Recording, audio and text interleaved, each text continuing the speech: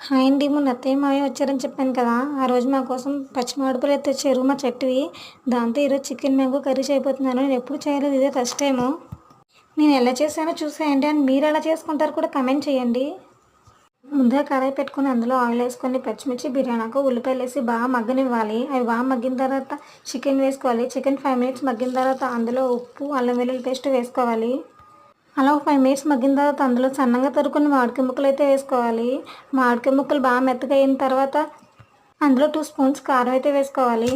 మసాలా కోసం ముందుగా జీలకర్ర, దాల్చిన చెక్క, ధనియాలు, గసగసాలు, లవంగాలు ఇవన్నీ మిక్సీ పెట్టుకొని ఉంచుకోవాలి. మిక్సీ పెట్టుకున్న మసాలాని చికెన్లో వేసేయాలి. అది చేసిన తర్వాత ఒక 5 మినిట్స్ బాగా మగ్గనివ్వాలి. మగ్గిన తర్వాత అందులో ఒక గ్లాస్ వాటర్ వేసుకోవాలి. ఒక గ్లాస్ వాటర్ వేసుకున్న తర్వాత దాన్ని బాగా 10 మినిట్స్ మూత పెట్టుకొని మగ్గనివ్వాలి. అది బాగా దగ్గరైన తర్వాత అందులో కొత్తిమీర వేసుకోవడమే. అంతే, చికెన్ మ్యాంగో కర్రీ. ఎలా ఉందో కామెంట్ చేయండి. అండ్ నా వీడియో నచ్చితే ఖచ్చితంగా సబ్స్క్రైబ్ చేయండి, లైక్ చేయండి.